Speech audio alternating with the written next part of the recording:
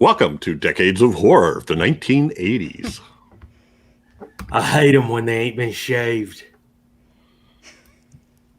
This is episode 186, recorded July 21st, 2021.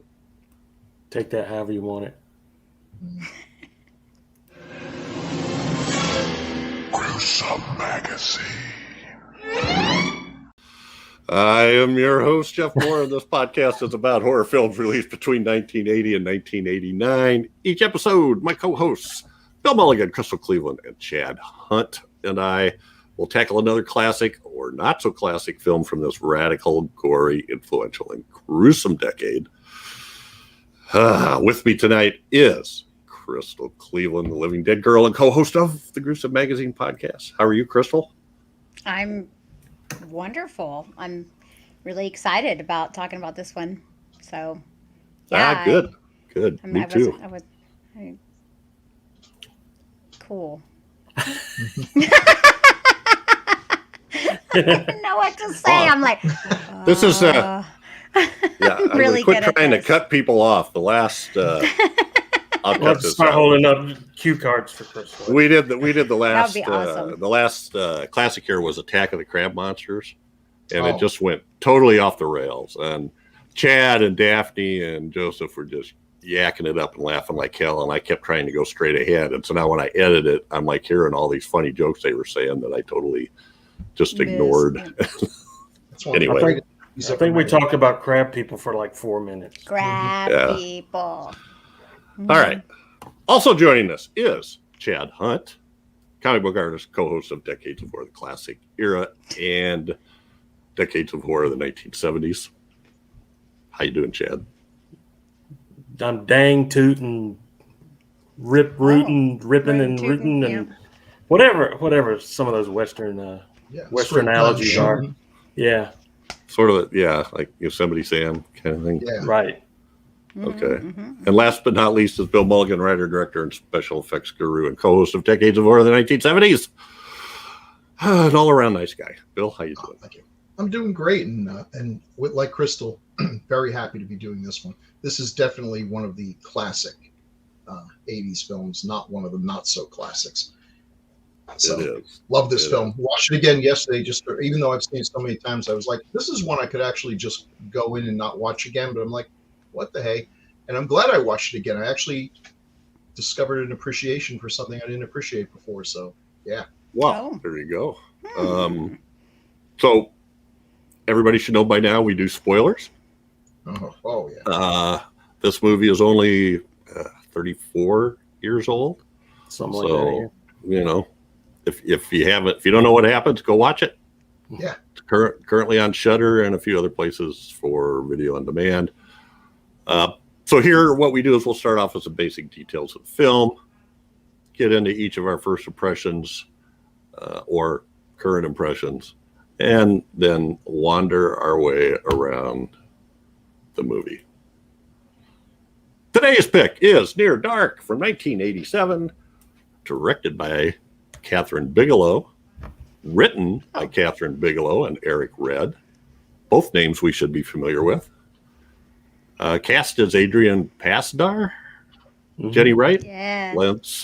Lance Henriksen, Bill Paxton, Jenette Goldstein, Tom Thomerson, Tim Thomerson, Joshua John Miller. Production company is FM, which was two people's names. I was going to write it down, but I didn't. IMDb just listed it as F/M, and Near Dark joint venture. Filming locations in Arizona, various locations, Eloy, Florence, Casa Grande, Coolidge, and the Sonoran Desert. Also Oklahoma and L.A. Filming dates, the only thing I could find was November 17th, 1986. That's usually the start or end date, so I don't know which that is. Release date, September 12th, 1987. Estimated budget is $5 million. U.S. and Canada lifetime gross was $3.4 million. That's I have a feeling now that if you totaled up everything, it'd be way in the black. But Synopsis: a small town farmer's son reluctantly joins a traveling group of vampires after he is bitten by a beautiful drifter. Okay. Yes. Yeah. Let's show a couple posters here quick. The top one is the one I think I kind of see the most. Yeah. Yeah, but why don't they have freaking Adrian in that? Because nobody cared. They're highlighting the vampires. They got the three Adrian's that you care about the most. Really? Well, oh, I guess. Well, I mean, look at the Adrian bottom was one. it. The bottom one is has him and, you know, clearly a ploy to sucker in the Twilight fans, making it look like he's the vampire and she's just the beautiful high school girl that he falls in love with, the weirdo. What Boy, if they rented it under those assumptions, they were in for a shock. Yeah. Yes, they were. Now, the top poster. That's awesome. That's I love cool. that poster. Yeah. I don't know. The bottom looks like a cover for a band. Yeah, it does. I feel like the top one came out after they realized they just weren't getting any traction, that nobody knew it was a vampire movie. Yeah. And so they came up with that, which is a little, I guess, too little, too late. That doesn't really say vampire either. No, it actually looks to me like a guy who fell in acid, or I don't know. I mean, I love the look. I don't know that it's a great poster because, again, it doesn't tell you what the movie's about. And the title, I mean, I love this movie and I love everything about it, including the title, but really, what does Near Dark even mean? Well, you look at some of the like the poster at the bottom. A lot of these posters were clearly trying to push that these guys were just in Aliens. You know, all these actors were in Aliens. So I think some of these posters with them, like the one on the bottom, I think they were trying to push that angle a little bit too to sell more. So this was shot before Aliens, but it came out after Aliens. Am I correct about that? I can't remember. I don't think so. I'll have to look that up. But Crystal, you were going to say something? Nothing. It was just about the graphic design of the poster. Near Dark isn't centered, and it really bothers me. Sorry. Yeah. I was just like, oh my god, why'd they do this to me? So Aliens says 1986 is when it was released. Can't tell you how long it'll take me to find the actual filming dates, because I know it was this came out in 87. Yeah. So I don't know. I would guess that this was after Aliens. Here we go. Pause. Of course, there's a lot of crossover between Bigelow and James Cameron. They were married at the time. Yeah. So they list the production dates for Aliens of November 1983 to April 1986. Wow, 3 years. Oh wow! Well, production. So I think they're probably pulling in all the ideas and storyboarding, all that stuff. So anyway, I don't know. And a lot of effects that went into it probably. So I'm not seeing filming dates. But anyway, all right. You know, and you mentioned the title, and there were a couple other titles that I kind of like, and I will butcher this, I'm sure, but in Mexico it was known as Cuando Cae la Oscuridad, When Darkness Falls, which kind of means New Dark. But in Germany it was called New Dark dash Die Nacht hat ihren Preis. The night has its price. Yeah. These all sound like art films. She says that. I kind of like that. I don't know. Yeah. But Near Dark works. You know, when you're trying to put American asses in seats and you've got a vampire film, I don't think it was a great marketing ploy to be coy about that, especially when you have the great misfortune to come out at the same time as The Lost Boys that was, you know, unapologetic about being about vampires. I think this one fell between the cracks. This is way better than Lost Boys. I like Lost Boys, but this is infinitely better. I don't know. You That's might debatable. Lost Boy. Yeah. I'm with you. I'm with you, Bill. I'm with you on this. So what's interesting is, the guy who plays Homer, he's half siblings with Jason Patrick, who was in Lost Boys. Yeah, their father was Father. Yeah. What's his face from Karras, and from The Exorcist. Yes, that's right. Yeah, that's Jason Patrick's dad. So just trivia there. There you go. Mentioned Lost Boys. So yeah, I did. Just a short, just a couple months after Lost Boys. And now They're we have. Totally and now it's different time movies, for taglines. Oh yay! Let's see. These are not good. Can you tell me a time when they ever were? Yeah, there's some good ones in there. Well, Humanoids from the Deep had good taglines, and this big budget Hollywood production has horrible taglines. So I don't get it. Okay, here we go. Pray for daylight. Yeah, okay. Fine. Yeah. I mean, whatever. It's okay. That's all right. You mugs. I like the night has its price. Me That's too, poetic. because she That even is kinda says cool. it in the movie. Yeah, and I will agree. I like that one. I like that. Mm-hmm. Okay. A little too. Killing you would be easy. I'd rather terrify you forever. Oh no. That can't be a That's tagline. terrible. No. Forever. Okay. At dawn they hide, at dark they wake, at night they search for blood, pray for daylight. Just keep praying for What? daylight. Yeah. Oh, everyone, pray for the daylight. Okay. A lot of praying going on here. Yeah. Yeah. What do they do in the early evening? I wonder. Mm-hmm. Oh God! Do the next one. Oh. Okay. In one hot, hungry kiss, he gave her everlasting love. She gave him everlasting life. Oof. Chad likes That's the That's like a hot lyric kiss to a bad taglines. song. Blood is our life, darkness our feeding ground, and sunlight our eternal damnation. Okay, look. Why wouldn't they just? I see. It's like they're trying to skirt around vampire. This is America, and this is not an Ingmar Bergman film. All right, it's about a bunch of vampires that slice your throat with their spurs. Yes. This is not Eternal Sunshine of the Spotless Mind or something. These things are just way too artsy, and artsy people are never going to go see a vampire movie unless it's got David Bowie and Susan Sarandon. Okay, final tagline. Vampires can only kill you once, but they can terrify you forever. But you're dead, so who cares? Yeah, nobody cares. Yeah. Dumb. Well, there's a great line. Diamondback has a great line when she's threatening Caleb about, you'll be dead, or no, you'll die and you won't be dead forever, or something like that. I thought that was. Yeah, it was ambiguous. I don't know what she meant by that, but okay. All right, first impressions. Let's do first impressions. Oh dear! And since this is Chad's pick, was this mine? Okay.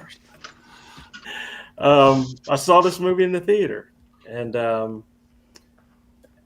not a big fan of vampires. And we've talked about this before on 70s, how vampires are romanticized and they have the cloaks and all that kind of stuff to make them look like royalty or something. And Bill and I have even talked about this. Vampires should be like a plague on humanity, that's tough to get rid of, like cockroaches or something like that. And in a way, this movie is that kind of vampire. Just this. So when going in, I was watching the movie and I was going, this is like a Western. I mean, I watched so many Westerns with my dad, I can smell one without even watching it. And it was really cool. All the characters, that you can just look at each character and sort of see the story behind each one. It was very well written. Eric Red, who wrote, was it The Hitcher? And the dialogue here was good. The story was, they took almost a plain Western story and put vampires in it and made it gory and bloody and made it fun too. I was blown away the first time I saw this movie, and I don't like vampire movies that much. I'll watch them. I mean, but this one just blew my mind because it gave me that vampire that's just a dirty, gritty, nasty creature. And not only that, but the Western angle, the love story I thought was pretty good between those two, and it had a happy ending.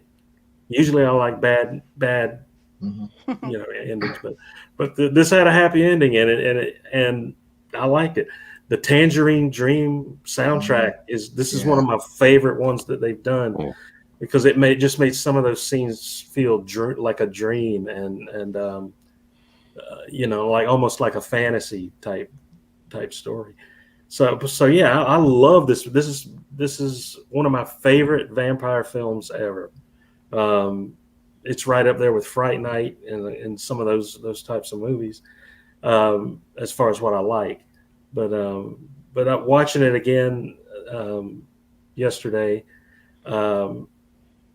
just reaffirmed all that. Love it. I love it. It's still one of the best vampire movies, I think. Great. Crystal, let's hear from you next. When did you first see this, and what's your impressions now? The first time I saw it was yesterday. Oh, wow. Yay! Yeah. So I don't know how I missed this movie. Like, I love vampire movies. I like my vampires a little more. Well, I mean, otherwise they're just zombies to me, and I cannot stand zombies. I'm just so over zombies. I just can't tell you. I don't like mindless killers. It's just, there's nothing to it. So I can't believe I missed this one, though, because it's really fabulous. I mean, it's really well done. And I love Bill Paxton. Yeah. So, I mean, I guess when I would have watched this movie, I wouldn't have known who Adrian is, at least not until like Heroes came out. Yeah. But God, I mean, and Lance is actually really scary at points in this, which I also loved. I feel like it was a simple story. There's not all that much there, but there's a lot there as well. You got to know the characters pretty well. I mean, for an 80s movie, I feel like it had a lot going on. And yeah, I mean, it was kind of sweet. It was kind of a love story. And I really liked the dad and the daughter, Sarah. She's kind of a cool little kid. It was really cute with the Coke or whatever drink soda she got. I think it's fabulous. I really, really enjoyed it, and I would absolutely watch this again. I can't say Fright Night is probably my top favorite vampire movie from the 80s, but The Lost Boys is like right pretty close there. This one would be up at the top for sure. I mean, I did like Subspecies, which I'm a little bit embarrassed about now. But this one it's a solid movie. Oh my God, Bill Paxton made this movie though. Oh God, yeah. I mean, oh my gosh. I've always loved Bill Paxton, but he really gave life to his vampire role. And I really like the interaction between him and Adrian when they get back to the hotel. It's really, this movie is a lot about the characters and less about like Chad said, it's like a Western. It's more about the characters and less about them being vampires. But them being vampires is the whole movie as well. So, yeah, I loved it. It's fabulous. It's great. Cool. So, Bill Mulligan. Now, before you start, Bill. Yeah. Maybe you were already going to say this, but I'm going to jog your memory here a little bit. This was done on decades before the 1980s before, and you were part of it. It was recorded at Dragon Con with Robert Cargill. Yes. That I was Cargill. I forgot that we recorded that. I was going to mention that we did a whole panel on this at DragonCon, but I forgot that, yes, the writer of Doctor Strange was sitting right next to me. It was great. And he loves this film, as did everyone on the panel. This is one of my favorites and one of my favorite vampire movies. I like vampire movies. I don't like vampires. I don't like it when they, like what Chad said, when they glorify them. And I think this one just, nailed it so well, because this is the kind of existence vampires would have. If you're a vampire, you're not going to put on a cape and a fancy frilly pirate shirt and hang out in a castle where everybody knows where you are. So they show up with their pitchforks and their stakes, and that's your story. You're going to have to go from town to town, killing people, covering up the evidence, and desperately trying to find some hole in the ground to go into when the sun comes out. It's a miserable, addictive existence. And this one captured that griminess, but it did give some humanity, ironically, to them, in the sense that they still want to come together. I mean, they got to live this way, but it would be miserable to live this way alone. It would be unbearable. So at least they have people to be with and share the misery, I guess. I love this film. I don't know if I saw it in the theater. I think it wasn't in the theater long enough for me to see it there. I think I first caught it on video. But I've loved it ever since. It's perfectly cast, especially, the aliens crew there. They're just all phenomenal. But Bill Paxton, the only bad thing about watching a Bill Paxton movie is that every time I'm watching it, I feel sad, because I know we're not going to get any more. And he left us so early. And I think I made a graphic of just some of the great roles that he had. He steals every scene he's in. In this one, in Aliens, and all of them, he just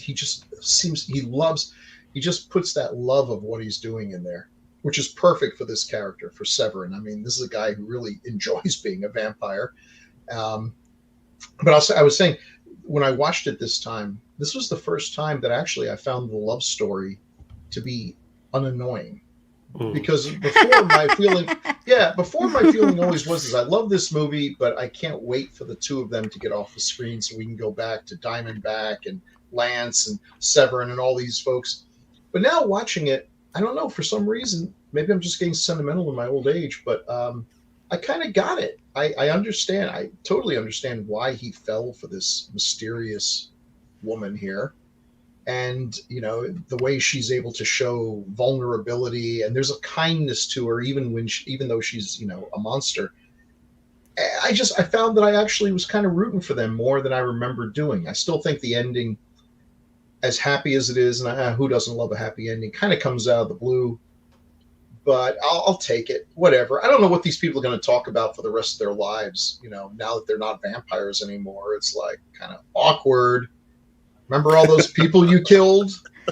He's gonna be throwing that in her face every time they have an argument about taking out the trash. It's in the prenup. She's not worried about it. Right, yeah. Okay. But no, this is a great vampire film, unjustly ignored when it came out.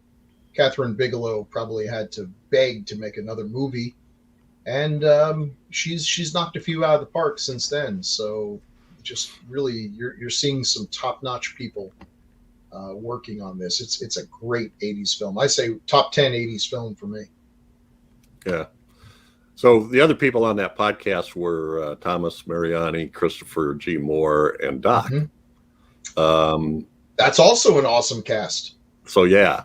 So if you want to check that out, that's in episode 116, released in September 2017, and you can find it at the Gruesome Magazine website, gruesomemagazine.com. I didn't listen to it ahead of time because I didn't want to alter what I was thinking, but I'm definitely going to go back and check that out again. So yeah, I love this too, and I didn't see it until maybe 3 or 4 years ago. And I think it's because I heard somebody on Horror News Radio or one of the Decades of Horror podcasts talk about it being a good movie or something. And so I kept an eye out for it and watched it. Enjoyed the heck out of it, and I don't know that I can say anything other than what everybody else repeat what everybody else said. Paxton is great, and I would have loved to have heard what the direction was for him.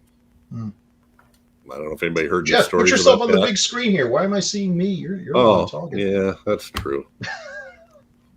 I was fixated by your cat shirt, you know. Oh. Yeah. So anyway, yeah, no, I love this movie. And it's interesting, really interesting, and we'll get into this, that Kathryn Bigelow was a director and co-writer. It's not her first film. I thought it was her first film, but it's not.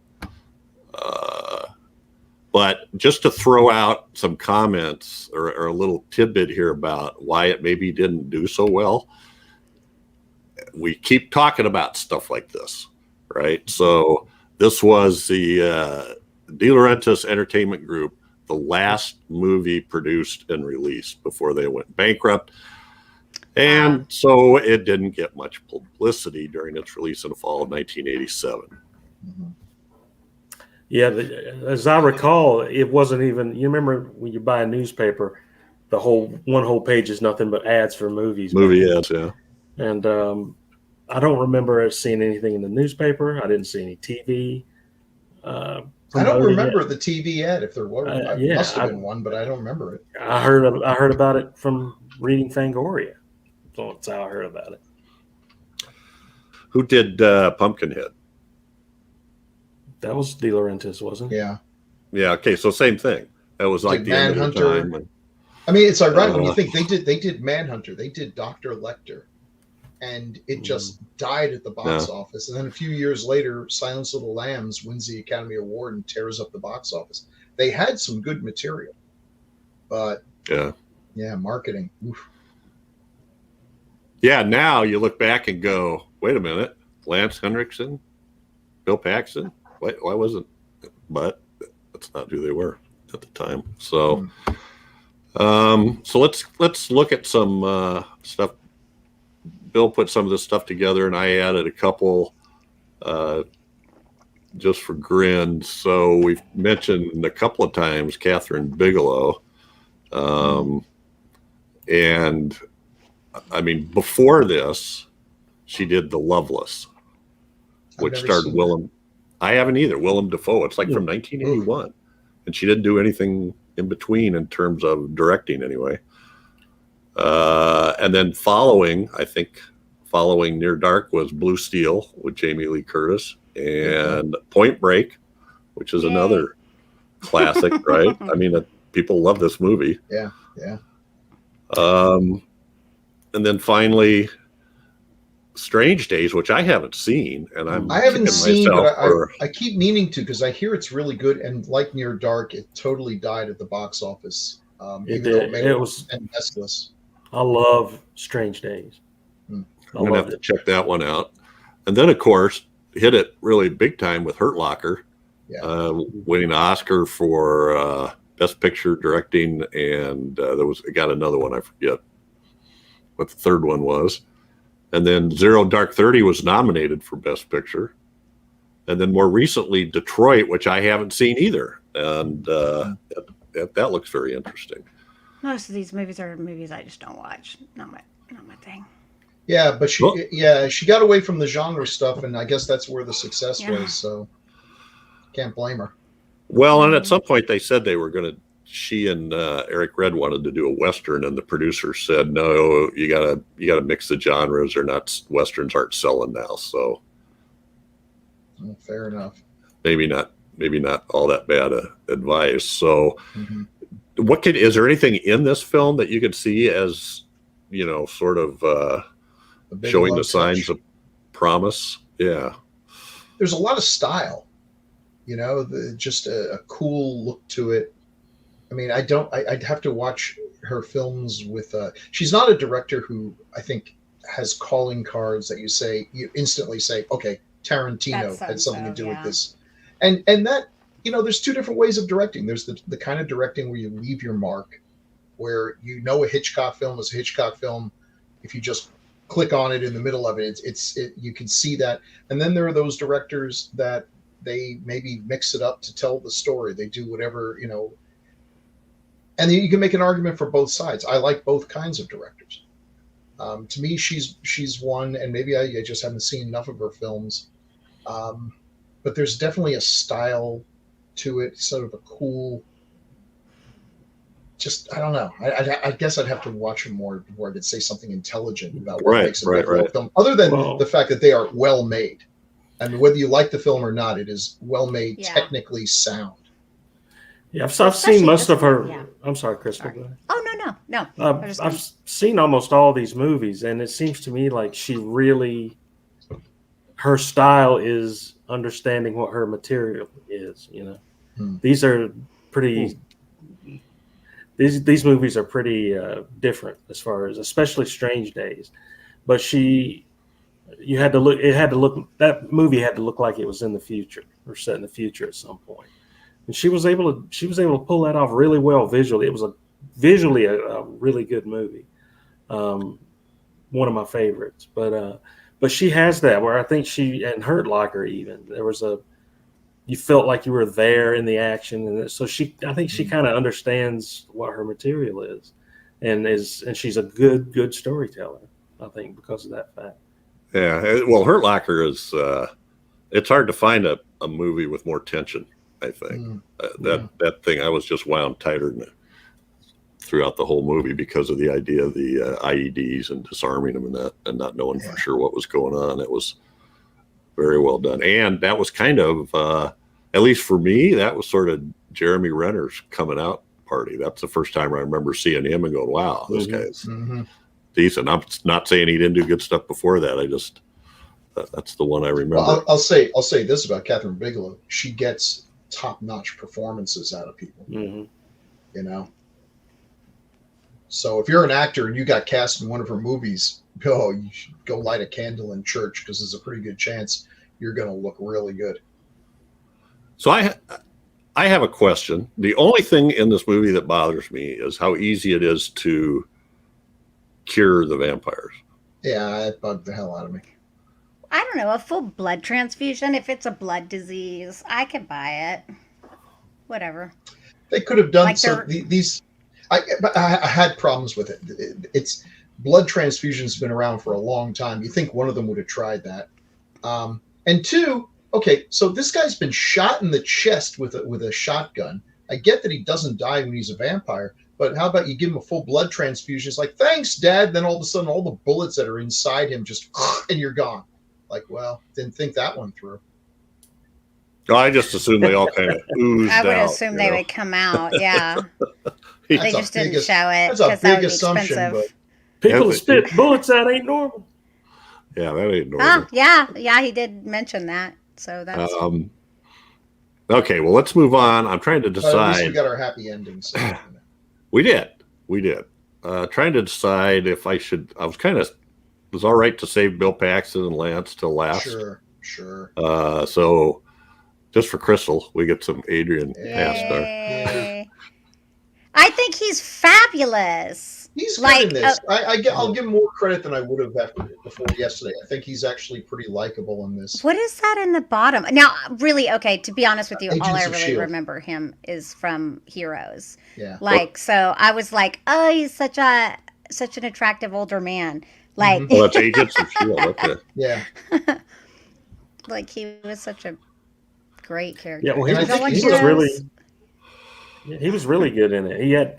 He pulled off that accent very well, and you couldn't hear a crack in that. And I don't know, he was believable, Yeah. So when he was in this situation, you felt sorry for him, because he's just some dummy that stumbled across this, and now he's having to deal with it. But I think he did a great job here, and the love story between those two, I really am a fan of. For some reasons, usually I care less. The chemistry. Yeah. You just believed it, and it was. That's one of the things I like about it. It's a vampire movie, but it felt real. It felt like this is happening somewhere. It did, and that for me. To me, that goes to Bill's description of it being more real. It isn't the vampire that he's not the suave, debonair lady killer. Lady killer is kind of a description, but anyway, that sleeps in the castle. But this is awesome. Although I did wonder about, we always sort of joke about how the vampire fighters are always trying to dig the vampires out of their tombs right before dark, so they don't have much time. And these guys, I'm kind of like going, how come these guys were always out gallivanting around right before dawn? You'd think they would have. The sun sneaks up on you sometimes. It really does. Well, it's like dark, and then all of a sudden it's like, Those all-nighters. They were cutting it pretty close a lot of times. You lose track of time. One thing about him, I mean, he's likable enough. I mean, he's basically just, at first you just think, okay, he's just another horny kid who's going to die. But you can see where May, starts out, she's just going to feed on him. And then she starts thinking, this guy's actually kind of likable, easy on the eyes, seems like a nice guy. And she's lonely. She's hanging out with, they got the two older ones. They're just there for each other. And Severen's a lunatic. And then the little kid's a little kid. That's kind of creepy. So, yeah. And he called her his life partner or something. Yeah. So yeah. Of course she's gonna want a boy toy to be with, and there you go. So you can see where it begins. But he manages to be likable enough that we root for him and we understand why she would be there. Yeah. And why his dad would waste all his time looking for him. I mean, he's not just a right. He seems like he's a fairly good, I don't know, call him a kid, young man. And I thought you're right. He played that character perfectly, just enough that you didn't dislike him, or for me anyway. And the way he acts with May is that her name? Yeah. That he's sweet enough that she's sort of kind of sucked into it. He wants to go take her to see the horse. He doesn't realize that vampires don't get along with horses, but she kind of gets it. He has done a ton of voice work on Marvel. Yeah, he's cartoon shows. Iron Man. That's a good gig to get if you can do good voices. Well, he has a good voice. So, anything else, Crystal? We covered Adrian. Okay. Did you know he's married to he was married to one of the Dixie Chicks? Yeah, he was. That's right. Not anymore. I just think that's interesting. Yeah. I mean, it's random, but that's all right. I think that's interesting. I'm pretty random. Just ask Chad. Jenny Wright, who plays May. I loved her. Yeah, she does a great job. Yeah. That's the kind of girl that can get you in trouble.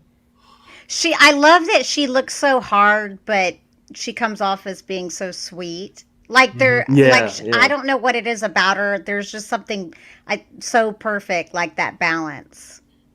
Yeah, and she does play off the thing. It's like this is how I live. I mean, she doesn't have to like it, and she doesn't seem to derive any enjoyment from the kill. Yeah, but this is what has to be done. It's just the way it is to survive. It's survival. I like the scene in the bar when she the one surviving kid that she wants Caleb to feed on. She just sort of gently, come and dance with me and everything. And she's leading him to slaughter, but she's doing it in as sweet a way as possible, as opposed to, the way Severen is just, how can I terrify you? What's the best way I can scare you before I kill you horribly?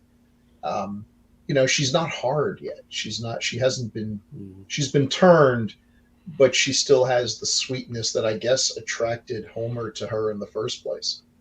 She hasn't lost that quality yet. She hasn't been a vampire. Did they at some point say she'd been a vampire for 5 years? Not very long. Yeah. She said something about 4 years. 4 years? Okay. She said 4 years ago, and this fifth grader asked me to help him with his homework. There you go. Oh, yeah. Because the rest of them look like they've been around for quite a while. They're talking about the Chicago Fire and the Civil War. One of them was a Civil War, yeah. Yeah, so. We covered Madman here recently. And Bill kept thinking I really meant Madman, which starred Jenny, right? I wish. Now, she seems to have just kind of vanished, though. Yeah, I was just looking. It said she pretty much quit the film business. She was in Lawnmower Man. Mm-hmm. Oh Also. yeah. Mm-hmm. It was a good movie. Twister, I think she kind of got which is another Bill Paxton. Yeah, I think she kind of got put in with the Brat Pack for a while, but that was really not her thing. She did a lot of indie stuff more than the Hollywood thing. God bless her. I saw a puzzling thing though. One thing said that she's been hard to find, and because they wanted to do like a documentary or something, and they couldn't find her. And then another thing said she often goes to conventions. So Right. I don't know what to believe. I saw that too. They said frequently with Lance Henriksen for Near Dark reunions is what I saw. So if I made a movie with Lance Henriksen, I'd take every opportunity to hang out with him too. He's awesome. Mm-hmm. Mm-hmm. Well, that gives you positive vibes about that too. I mean, that's a good guy to be around. Yeah. So, young Master Homer, who Joshua Severen seems to want to call him Boner, Little Boner, I think. Yeah. He looks so cute on fire running down the road. Yeah. Yeah, he does. Look at his outfit. So, what kind of outfit is that? That's what I was laughing at, his clothing. He always plays such weird characters. Yeah. Mm-hmm. And I don't want to take away. He was a kid when he made this movie and everything. This is the one character I think might be a little off for me, because the whole idea is he's really old. Yeah. Mm-hmm. Stuck in this little kid's body, and yet his actions still again, acts this like isn't necessarily the actor's fault. I don't think this is the actor's fault, because why is he trying to turn Caleb's little sister? If he's really okay, sure, maybe he was 12 years old when he got turned, but he's lived now for 100 years. He's got an old man's mind. He shouldn't be attracted to a little girl. I don't think it was about. I think it was more like if he turned her, she would understand. And no she one would understands him. Yeah, he like turned this older woman. He turned this Good. older woman, and she left him for a real man. And I think he saw her, and he's like, "Oh, it's a cute little girl. If I turn her, she's gonna get it." Oh, you've explained it. Thank you, Crystal. That's Yeah. perfect. That's all right. Yeah. Because he mentions it several times. Do you have any idea what it's like being stuck in a? Yeah. They don't understand. They can't really. They're tired of hearing about it too, because I'm sure he brings it up at every opportunity. Oh, that's I'm sure. a cool idea, and I mean, Interview with a Vampire did it very well too. Mm-hmm. That is a scary. It's a sad. It'd be awful. Sad concept. Yeah, it would be awful. Yep. Well, apparently he was one of the kids in Halloween 3. Mm-hmm. Mm-hmm. And hasn't he now become kind of a writer-director A writer. himself? Mm-hmm. Did was it Final Girls? Yes. Oh, did he do that? He wrote. He wrote it. Him and his. He wrote I it. think cool. him and Wow. his husband. Him and his husband did. Cool. Very cool. And he's turned into a very good-looking young man. My wife was hella impressed when she saw a picture of what he looked like now after watching the movie. She's like, I would not have thought that. It's like, okay, calm down. I can't remember what I saw him in. Oh, Teen Witch! Oh my God, he was in Teen Witch. Oh, okay. My favorite. Oh my God, I was like, what was? Yes, I loved him. I'm so glad you're on this show, Crystal. I love. Did y'all not love Teen Witch? That movie is fabulous. I don't think I've seen Teen Witch. I may have never seen that. Don't you give me that Chad look. saw it. Chad saw it. Chad had to see it. Crystal, don't you dare give me that look, little miss. I didn't see Near Dark until yesterday. Y'all didn't see Teen Witch though? No. Oh, Jeff, here's where it goes off the rails. Wow. yeah, I know. It always goes off the rails. And I didn't do it this time. This time. But I will keep an eye out for it, though. Teen Witch is from the 80s. Like, he was the brother. Oh my God, he was so good. Well, heck, Yeah, pick no, it was 80. sometime. It was 89. It's we should pick it and watch it if it's ever streaming. Oh, I love that movie. Every cool guy needs a popular girl. Yeah. Yeah. Oh my God. That is, you're not getting me to watch. Oh no, this just shot to the top of my list.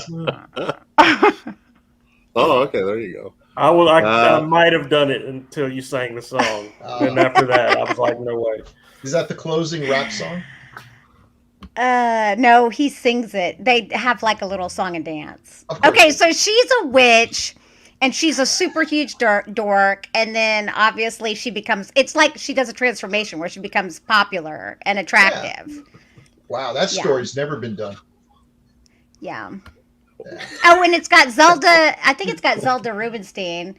Like, and she decides to give up her powers because, which is ridiculous. Yes. This podcast is now off the rails. Yeah. Okay.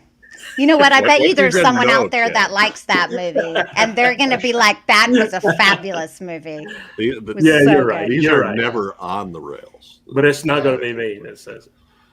So Jenette Goldstein. I did not even recognize her. Yeah, isn't that amazing? I didn't know. We're just talking a couple years apart from that bottom picture. She's a chameleon. She's she is also one of the nicest people. So at a horror movie convention, one of those ones with lots of celebrities with autographs and stuff, I was kind of her handler for a while, which means just getting her coffee and just, helping out at the autograph table and everything. You couldn't ask for a cooler person. Really, really smart. She's now a businesswoman. She sells bras for plus size women. Yeah. And is apparently doing really well for herself. Doesn't have to do the acting gig anymore. But fantastic and always fun. I mean, and she's in all the Cameron films up to a point. Mm-hmm. She was the Irish mother talking to her children as they're about to die in Titanic. It's a tiny role, but she's totally memorable in it. She's the Terminator. She's got the big metal spiky hand. She's just fantastic. And boy, sometimes in this movie, that look she gives, that, I don't know, malevolent look, just gleeful at the carnage and everything. Isn't her and then last on the line? Her last line in the car. Let's try one more time. Go ahead, Jeff. Well, her last line in the car when they're driving towards them and the car bursts into flames is happy times. Mm-hmm. Something like that. Oh, yeah. Yeah. Go ahead, Chad. That's what I was going to say. Sure. Were you really? It would have been perfect. No. That would have been hilarious. I love her in every movie she's in, and if you went to see Aliens and you weren't in love with Vasquez, there were questions to be asked because, but she's a great actress too. I mean, she really is, especially in this one, because you were just talking about how she had that malevolent look. Yeah. But then flip it right over and be like this motherly, be careful of the time, and be sincere about it, and just felt sincere about it. So she's a great actress, and she's one of my favorites too. I mean, when you think of Aliens, you've got obviously Sigourney Weaver's the MVP, but Vasquez is phenomenal. Lance Henriksen is like the polar opposite of the character he plays here. And of course, Bill Paxton has the line of the night. Game over, man. I mean, these. Oh yeah. These people are just so good. Yeah. And this movie's got them. Bill, all these guys. I was so glad to see that they were in this movie when I went to see it. Yeah, and those are first two credits: Near Dark and Aliens. That's wow. That's a 1-2 punch right there. Yeah. Oh, I like this. Manages her own lingerie boutique called Jenette Bras in L.A., known for its slogan, "The alphabet starts at D." Now that's marketing. That's a tagline. Yeah. What's interesting is it doesn't look like she is very busty, so I guess she just made a choice. She saw a niche and she filled it. Kitty. Hey, Kitty has to make his appearance. All right. Moving on. But he's going to start getting letters soon. He's so precious. Yeah. Oh, look how cool he looks. Look at that scary look. I know, that's scary. Look, he doesn't look good skinny. He just doesn't. He needs weight. Look at those I don't like it. Yeah. That's the disapproving dad stare. Boy, oh boy, you done. I don't like it. Boy. It's super spooky. I mean, like those eyes are messing me up. I'm not kidding. I'm like, the scar didn't help either. That's some serious rigid collodion right there. Mm-hmm. He's not looking so great on the bottom picture either. It just looks like he's not half the man he used to be. Such a the good middle actor. one looks awesome though. I love it. Yeah. First time I ever saw him was in Terminator 2, I believe. He might have been in other stuff before that. Oh yeah, that's right. He was a cop, right? The cop, yeah. And I think he was in. Well, I don't know if he's in every James Cameron film, but a lot of them, and that face. Mm-hmm. It's like a makeup guy's dream to just see that face walk in and do things with it. And such memorable characters. I mean, he's. Of course, we've done Pumpkinhead, which is really, a pumpkin. His film. So he's great. That's my favorite of his. I think favorite acting job. Yeah, favorite role. Oh, he did. Yeah, I did like him in Alien. So. Well, Chad, we did this on 70s. Omen 2. Damien, he played the. Oh yes, he was the cadet guy. Right. Yeah, that's right. So yeah, this is a guy that's got always a welcome presence. Now, how old is he now? He's 260 credits. He just had a birthday. I thought he was like 260 years old. I was like, whoa. 81. Wow. 81. Yeah. I mean, okay, but let me tell you something. Yeah. Jane Fonda is 88. Have you seen Grace and Frankie? Yes. But I think Jane Fonda had a little bit more plastic surgery done than Lance Henriksen. I don't care how much plastic surgery you have. She looks super legit. She does. I'm sorry. Oh, she like, not so much anymore, but early on, I think maybe the first year of Gruesome Magazine, we did a bunch of movies where he was getting day player status to put his name on the poster, where he's like some guy offset. You could tell he must have come in and shot it. Yeah. And that's not a problem. Maybe he's helping friends out, get started or whatever. He's a working actor. He's 81 years old. I mean, you're probably not going to cast him in a leading role, unfortunately. When you're 81, that's a tough gig to come across. But he goes and does his cameos, and I hope he does it for as long as he wants to do it. Mm-hmm. Yeah. Don't forget Millennium, Frank Black. Yes. Great show. No, he's great. And you know what? I need to watch that. I didn't watch that religiously, and I think I could get into that. Yeah. I've gone back and watched it a couple of times. It gets better each time we watch it. So finally to Bill Paxton. Here we go. Who is, every time he's on screen, he's just literally like every scene, as far as this group of vampires is, it's sort of like they go to a place and then they all sit back while he puts on a show. Yeah. That's his. They all go sit down in the bar and he's out there, Yeah. He loves this. Did they ever say how old he is, or what the order of turning is? Am I right that Diamondback is the oldest of the one? I thought that Homer was supposed to be the oldest, but I wasn't sure. Well, you mean versus Lance Henriksen, Jesse? Lance Henriksen turned Diamondback. He did. Okay. Yeah. Because they were talking about, hey, remember? And Bill Paxton, Severen made some comment about, remember that fire we started in Chicago? So that was in 1871. Time. So yeah, they must all be about the same.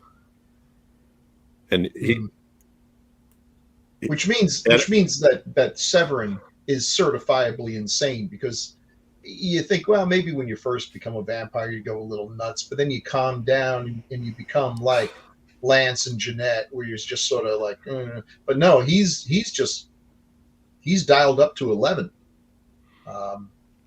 So I wonder what his story was. I could see it. I'd love a prequel to this movie. I hate prequels, but I could totally buy a prequel to this. Was he kind of like a Billy the Kid sort of character? Well, he did mention Buffalo. What did he mention? Buffalo he does. He does that Buffalo Bill. The Buffalo Bill thing, which is pretty funny. So the way they kind of alluded to it is like he knew him, and so that's kind of cool. Yeah, I think that'd be. He's incredible. He's just incredible in this, and some of the stuff he does, like when he grabs that, he looks like kind of a biker, the long-haired guy in the bar. Yeah, right. And the guy is strangling him, and he's acting, and then you see him kind of roll his eyes over to one of the other vampires and start laughing. It's just perfect. This is a role that was kind of made for him. I mean, seems like it. I'm pretty sure Severen is the distant cousin of the kid's big brother from Weird Science. Chet. Well, Chet. Well, he's kind of like the guy in Aliens, right? Isn't he? Right.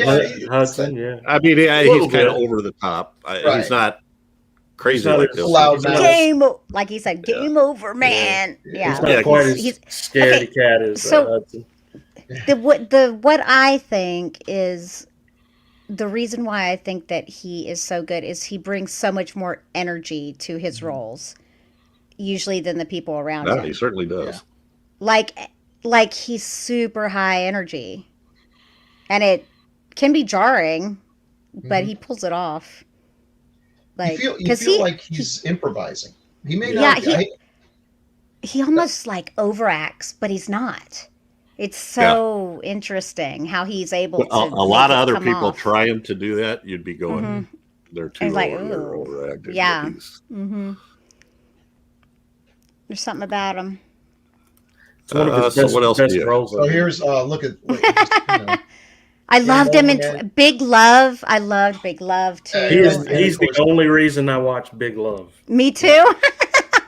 But I loved him. True Lies. Oh my God, he's hysterical. Oh my God, yes. When he's pretending to be the spy. That's him from Frailty, which I think Frailty. he wrote. That's a great movie. That's the other tragedy. Frailty is one of my favorite movies, one of my favorite horror movies, and which makes it one of my favorite movies. It's his. He only directed 2 movies, and that was one of them. And you're just like, you know what? Even if the acting roles dried up, and I can't imagine they would, because he was good, young, middle, and whatever. But he could have been a great director. You know, he could have really gone on to things. Frailty just shows so much promise. So this is a guy who just had it all together, and to just out of the blue at 61.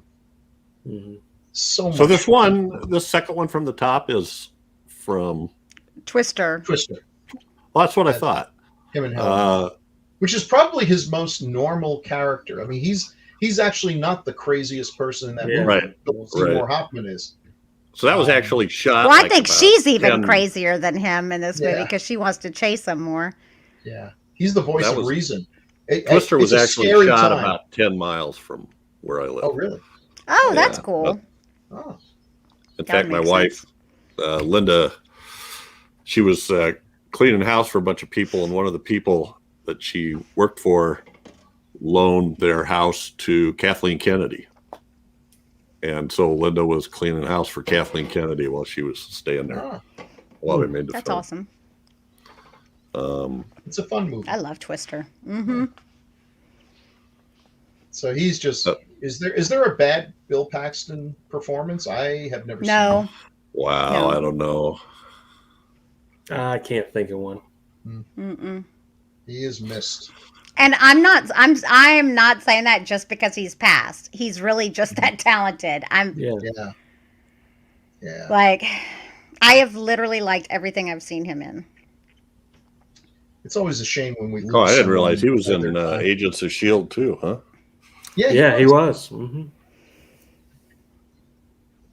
The death crossovers in this cast. Yeah. It tends to be that way, you know? All righty. Maybe that accounts for the chemistry. Maybe these folks liked working with each other and did everything they could to suggest and get working with each other. No, stay away from there. It's not an accident that 3 people from the same movie came over to this movie. Right. No, I absolutely not. We haven't talked about Tim Thomerson. Chad, you made a comment about him off show. I made a graphic for him, and I screwed up. I put it in the wrong format. I had a picture of him from the movie. There aren't too many pictures, and then I had a picture of him as Trancers, which is the one that I guess a lot of people know him as John Death or Jack Death. Jack Death. The Doll Man. Doll Man. All those cool Charles Band films he was in. Mm-hmm. Doll Man I think I have Trancers. Do you? Yeah, I've ordered some stuff for Full Moon, and you know how they send you movies sometimes with it. Yeah. Some of them were good. Some of them. He's a very recognizable guy. He's also got over 200 credits, so pretty accomplished. I think he ended up doing a lot of TV later, but those Charles Band films are Doll Man, before Ant-Man on screen. Yeah, you know. It was cool stuff. And I gotta mention, she didn't do I guess she did a few things, but the little girl, Marcy Leeds, she does a great job. Yeah, she did. She was really cute. I thought she did a good job. Being natural, basically, which I think is sometimes. Mm-hmm. Any other closing comments here on Near Dark? If you haven't seen it, go watch it. Definitely go watch it. Like, super good. Yeah. Absolutely. Super quality. Absolutely. It's quality. It's a great mashup of vampires and cowboys. You know. Yeah. And it's like the whole movie takes place on the road. Like, practically. It's like a Hitcher kind of thing. Like, there's no real, like, Yeah. I meant to ask, who was the cop? Early in when Caleb is trying to get a bus ticket. That was Cameron, wasn't it? No. The guy that was with the bus ticket. What you're talking about could be somebody else. Yeah. The guy that gave him Troy Evans is his name, and he's also a guy that's got a bajumble. Yeah, I'm trying to remember where I've seen him in. I'm looking at what they're showing him in. He's got 164 credits, and just recently he played one of the detectives in the Bosch series on Amazon. Okay, so I've seen him in that for sure.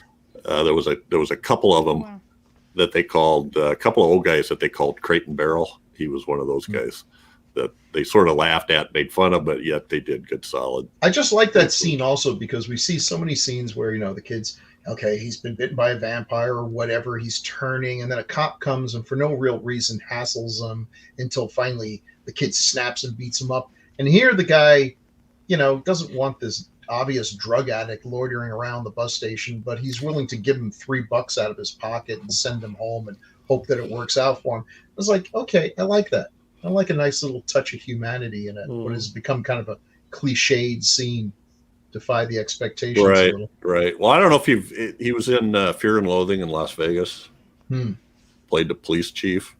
He was also he's got that face. I mean, that's a police chief face. Oh yeah, he is, and he's got the tone. He's crew cut. Yeah. I'm not sure I've seen him any other way. So, tons of TV, et cetera, et cetera. So, are we done? Anybody have other closing comments? I mean, this is an awesome movie. We could talk about this for we could a long time. We do have some feedback. Ooh. Oh yay! One piece of quick feedback, and this is we read from this. This is a guy I read on Classic Era. A friend of mine named Andy L. that sends me really detailed emails sometimes about the podcast and movies and his life. So he had a paragraph in there. Well, I sent you a piece of it, Bill. I don't know if you ever saw it. I don't know how many emails you got because he had a comment about Eyes Without a Face. That it was shown in. That they actually showed it in New York. Yeah. Man, I don't know what I was doing because I was searching for that movie. I must have missed it. But so from episode 171, The Hitcher, he says, I just wanted to comment on The Hitcher. It was indeed a staple of HBO back in the day and an amazing performance by Rutger Hauer. I always interpreted that he was not exactly human and either the devil or death incarnate who was setting up C. Thomas Howell to replace him. Another film that couldn't be made the same in this decade. I never saw the remake, but did watch the sequel. It's watchable, but nowhere near the original. Yeah, he's got an interesting. His mom, I think, worked for Warner Brothers, or Jack Warner. Anyway, she at one time, and she has stories about Peter Lorre and Harpo Marx and Oh wow. Yeah, stuff like that. So that's pretty interesting. All right, well, that's it for this episode. But every 2 weeks, we'll be focusing on a specific film released between 1980 and 1989. Next up, we tackle one chosen by Jeff, the ambiguous, undecided Jeff who couldn't decide. Which is the name of the movie, by the way. Yes, that's the name of the movie. Ambiguously undecided. This is we're going to do Children of the Corn next. Yay! I'm the only one that's likes this movie, apparently. Well, we'll see. I didn't like it when I saw it, but I'm willing to give it another chance. I've looked at things a lot differently than I did back then. So. That's true. Well, it's been a while for me, so yeah, me too. I think I saw it in the theater and never liked it. Never watched it again. Well, but either liked it or watched it. I saw it in the theater too. Please be sure to subscribe to the Gruesome Magazine YouTube channel. Hit the like button. Make comments. We love comments. We read comments. Get those alerts. And hear Chad go, 1980s, decades of horror, 1980s. Anyway, he's queuing me up for stuff that I have no idea what he's looking for. So please, or you can send your feedback to feedback@gruesomemagazine.com or leave comments on the Facebook group. All righty. Yay. Catch us again here in 2 weeks for another great horror movie of the 1980s, as only decades of horror can do it. Say goodnight, everybody. Good night. Night, everybody.